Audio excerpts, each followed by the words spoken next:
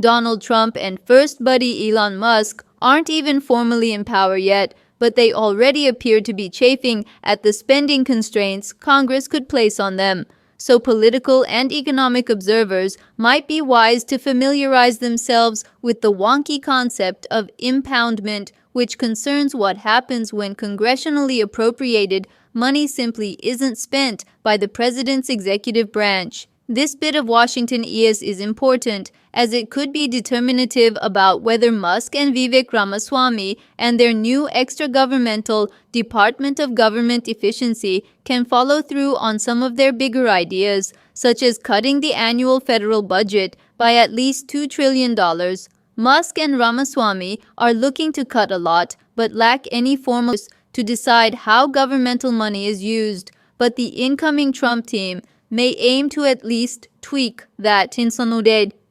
A Watergate-era reform following abuses by Richard Nixon. Whether justices indeed agree with Trump and Musk remains to be seen. But what will be at issue if a case reaches their docket is a Watergate-era reform called the Impoundment Control Act of 1974. The law laid out a process that the president must follow if he or she wishes to diverge from congressionally mandated funding for any program.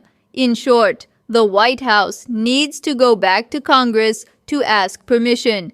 Impoundment was indeed applied for most of U.S. history, but it was traditionally used only to send back excess funds if Congress put aside too much. That changed when then-President Richard Nixon attempted to stymie an environmental project using the impoundment process after Congress overrode his veto and allocated. A Wall Street Journal op-ed focused on a range of strategies the two men are looking to employ.